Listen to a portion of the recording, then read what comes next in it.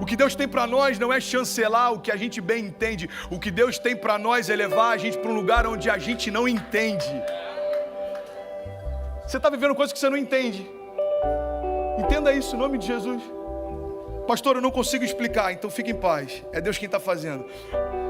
Irmão, se você perguntar para alguém que está vivendo os melhores dias da vida dele, como ele chegou até lá, presta atenção nisso. Se ele souber te explicar, tenha convicção, foi o mérito dele que levou até lá, não a graça de Deus. A graça vai te fazer viver coisas que você não vai saber como explicar. Eu não sei nem por onde começar, irmão. Se eu te falar em que momento começou, pastor, a fluir a tua história, em que momento Deus começou a mudar, irmão, eu nem sei te explicar. Porque chegou um momento em que tudo aquilo que eu sonhava aconteceu. E aí Deus falou, e aí? Acabou? Zerou a tua imaginação?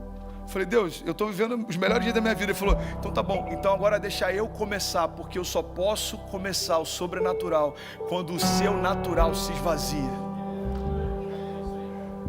Deus está dizendo para pessoas nessa manhã, deixa eu ser Deus na tua vida. Você está muito cheio de si para que consiga ser cheio de mim. Pessoas cheias de si não conseguem ser cheias de Deus, irmão. Por quê? Porque Deus ele não vai ficar disputando espaço dentro de você. Não tenta entender. Filipenses 4:7 diz, e a paz de Deus que excede todo entendimento. Presta atenção nisso em nome de Jesus. Cara, isso é tão poderoso para mudar realidades. Tirar pessoas da depressão, cadeias emocionais, sofismas, pensamentos de morte, crises existenciais. Olha o que o Filipenses 4:7 está dizendo. E a paz de Deus que excede o entendimento. A paz de Deus que vai além do que você compreende. A paz de Deus que vai além do que você consegue entender. A paz de Deus que vai além da tua lógica. Guardará os seus corações e as suas mentes em Cristo Jesus. Tem uma frase do Bill Johnson que eu acho maravilhosa, irmão, presta atenção nisso. Ele disse o seguinte, para você experimentar a paz que excede o entendimento, você precisa abrir mão do direito de entender. Uau, isso é muito forte, cara. Você quer experimentar a paz que excede o entendimento? Quero, Deus. Então, a partir de agora, abre mão do seu direito de entender. Porque a paz que excede o entendimento não está mais preocupado com o que você entende ou não, mas é uma paz que faz com que você prospere, mesmo em meio às maiores circunstâncias adversas da tua vida. Vai ter gente que vai achar que você é louco, vai falar, mano, você tá anestesiado, você não está vendo o que está acontecendo. Você vai falar, não, eu decidi não entender, mas descansar. Eu decidi não me mover pela lógica, mas confiar. Deus disse que estaria comigo todos os dias da minha vida até a consumação dos séculos, e isso é real. Hoje, como foi ontem, e vai ser amanhã também. Cara, você não está vendo? Está mudando o cenário, vai mudar o governo, vai mudar a política, vai mudar a economia, irmão. Há alguns anos atrás, alguns meses atrás, para alguns aqui você vai ter que falar, alguns dias atrás, eu decidi abrir mão do meu direito de entender para experimentar a paz que excede todo o entendimento. Não faz sentido para mim, mas faz sentido para quem me prometeu. Não faz sentido para mim, mas faz sentido para quem me desenhou. Ei, não faz sentido para mim, mas faz sentido para quem me desejou antes de tudo ao meu redor existir. Hebreus 11:6 diz, porque sem fé é impossível agradar a Deus. O que Hebreus está dizendo é o seguinte, ou você tem fé e confia mesmo sem entender, ou você nem dá os primeiros passos de fé, irmão. Não vai fazer sentido, não tem lógica, mas Deus quis fazer.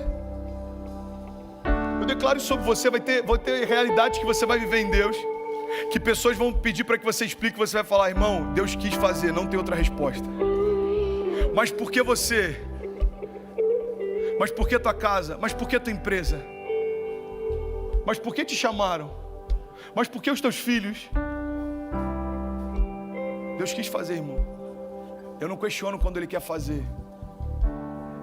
Eu não quero mais entender, eu só quero experimentar. Deus não te chamou para entender, Deus te chamou para mergulhar e confiar que o demais Ele fará. Você está comigo? Romanos 4:8, eu estou finalizando aqui, diz, Abraão contra toda esperança, em esperança creu, tornando-se assim pai de muitas nações. Como foi dito a seu respeito, assim será a sua descendência. E sem se enfraquecer na fé, reconheceu que o seu corpo já estava sem vitalidade, pois já contava cerca de 100 anos de idade. E que também o ventre de Sara já estava sem vitalidade, mas mesmo assim, não duvidou nem foi incrédulo em relação à promessa de Deus, mas foi fortalecido em sua fé e deu glória a Deus, estando plenamente convencido de que Ele era poderoso para cumprir o que havia prometido. A palavra de Deus está dizendo: ei, Abraão creu contra a esperança. Por quê? Porque ele tinha fé na promessa. Abraão creu contra a lógica. Por quê? Porque ele tinha fé na promessa. E Deus está chamando a gente para viver nesse tempo. Hebreus 11:1 diz: ora, a fé é a certeza das coisas que esperamos e a prova das coisas que não vemos. Irmão, entenda isso, e eu finalizo aqui em nome de Jesus. Noé não começou a construir a arca quando a primeira gota de chuva caiu. Noé começou a construir a arca quando o dilúvio nem fazia sentido. Você sabe por quê? Porque toda a direção profética que Deus te dá fala a respeito de uma estação que ainda não chegou. Toda a direção profética que Deus te dá fala a respeito de um tempo que ainda não chegou. O que Deus está fazendo é o seguinte: ei, prepara as bases para aquilo que ainda vai chegar. Tenha fé. Deus, mas não faz sentido. Ei, não tenta entender, só faz o que eu te pedi.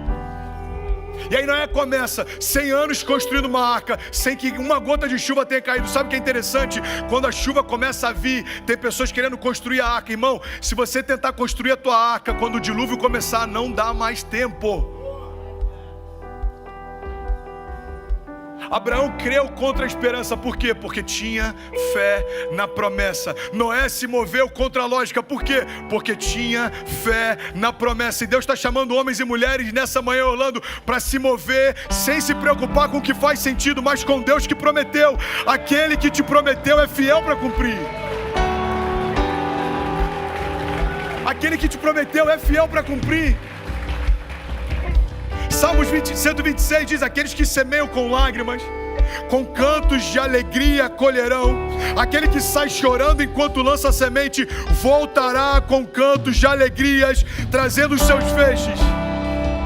Números 23:19 diz: Deus não é homem para que minta, nem filho do homem para que se arrependa. Acaso ele fala e deixa de agir? Acaso ele promete e deixa de cumprir?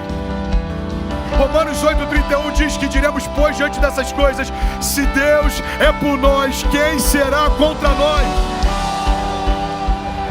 Salmo 46 diz: ei, Deus é o nosso refúgio e a nossa fortaleza, socorro presente na hora da angústia.